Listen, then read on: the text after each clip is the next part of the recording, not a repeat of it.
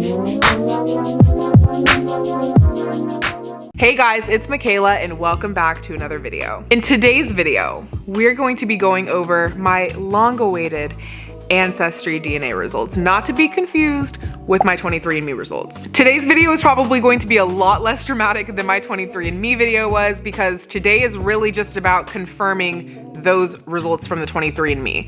If they're different, that might be a different story, because then I'm gonna have some questions. So today's video is hopefully just going to be a confirmation of what I already know about my ancestry, but stay tuned. And if you did miss my 23andMe video, be sure to watch that video when you're done watching this one. Just like before, I'm going to go through the process, my experience, and of course the results. But before we get into it, be sure to give this video a thumbs up down below, subscribe to my channel if you have not already, and don't forget to hit that notification bell so you're notified of when I post new videos. And with that, let's get into the video. The specific item I purchased is the Ancestry DNA kit plus traits, and just like 23andMe, I got it during a major sale. And once again, they do have sales year-round, so you guys, if you're interested in getting any DNA kit, look for a sale. I will make sure I put exactly how much I paid for what I received on the screen. I purchased the kit on November 19th and it was shipped out on November 22nd, so 3 days later. And yet again, the process for collecting my actual DNA was very straightforward. It came with a little tube. I spit my saliva into the tube up to the required line,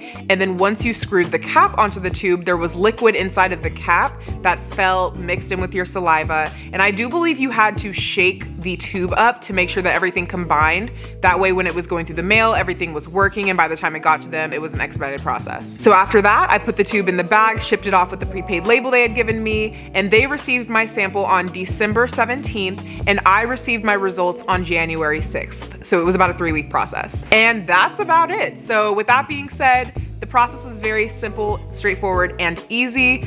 Let's get into these results because that's what we're all here for, right? Okay, so just like before, have my computer with me, and we are going to look at this together. Once again, these are my true first impressions. Here we go, signing in. Oh, this is Ancestry.com, not AncestryDNA. Are those different? AncestryDNA. No, I think it's the same website. What is happening? Oh, okay. Oh God, okay. Okay, we're in. Wow, so unlike 23andMe, there is just, you just hop right in there. There is no anticipation of clicking anything. So let's go to DNA story. So it says my results include an ethnicity breakdown, a DNA story, and DNA matches. Okay, so so it says 30% of my DNA is Nigeria, but it says it can range from 18 to 37%. 23andMe told me exact percentage, and Ancestry seems to be more of a range, so that's interesting. I'm not really sure how I feel about either one of those, but if I remember correctly, my 23andMe said I was 37.6% Nigerian or something like that. Ancestry says my estimate is 30, only 30, but it can range from 18 to 37. So that's a pretty big range. Then it says 22% is, oh man, we're gonna do this again. Okay, I'm gonna do better than I did in the previous video. Cameroon, Congo, and Western Bantu? Okay, primarily located in Angola, which was, 23andMe said Angolese. Angolese, okay. So again, we're similar territory here, but Ancestry says primarily located in Angola, Cameroon, Central Africa Republic, Democratic Republic of the Congo, Equatorial Guinea, Gabon, Namibia, Republic of the Congo, and Zambia. So there's a lot going on here, but it literally, like, the little title just says Cameroon, Congo, and Western Bantu peoples. Okay. Then it says 16% is England and Northwestern Europe, but again, it says it can range as low as 4% and as much as 24%. And 23andMe said I was 24% European, so it seems like 23andMe is so far on the higher range of what Ancestry is giving. So for my England and Northwestern Europe, it says it's primarily located in Belgium, Channel Islands, and England. So British, yeah. And again, the estimate is 16 with that. Then it says 9% Benin, Benin, and Togo? What is happening? This says it's 9%, but it can range from 0 to 21. This is so weird. Okay, so this is African. Just say that. If I'm African, just say that. Then it says 8% is Mali. Okay, primarily located in Burkina Faso, Guinea, Mali, and Sierra Leone.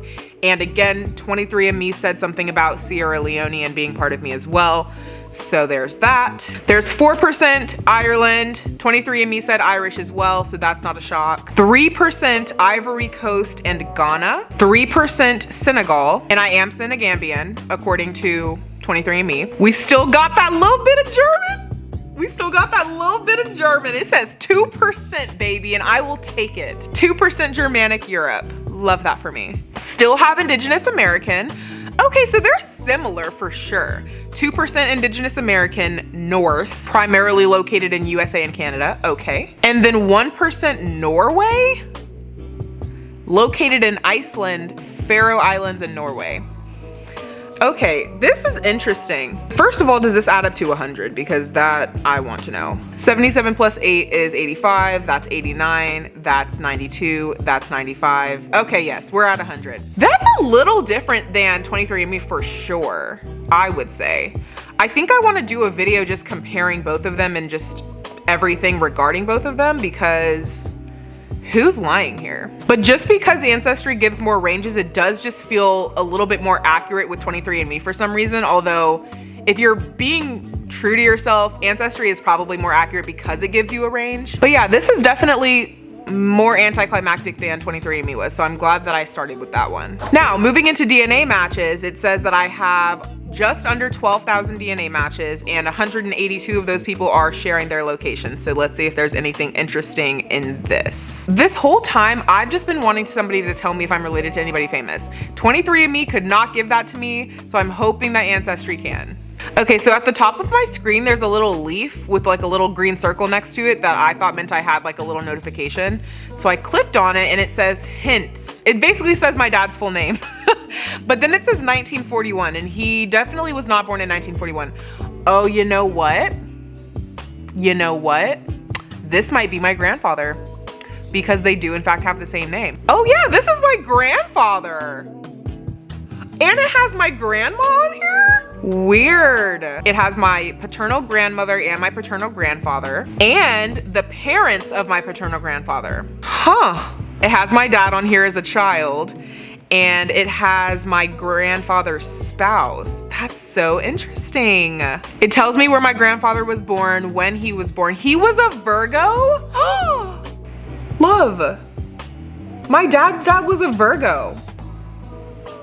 This is great news. Why don't you seem excited about this? It has my grandfather's yearbook picture? What is happening?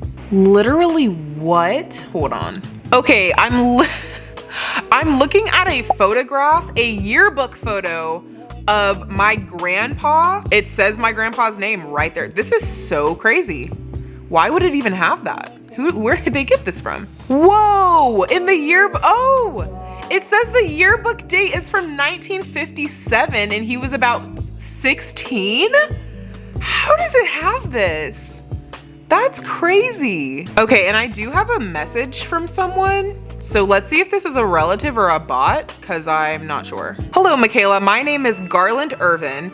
BE is my aunt, in parentheses, dad's sister, Beatrice Irvin. We descend from the union of Drusilla Murphy and Will Newton, just as you do. Noah Taylor's mother was Victoria Newton Taylor, sister to my great-grandmother Bertha Newton.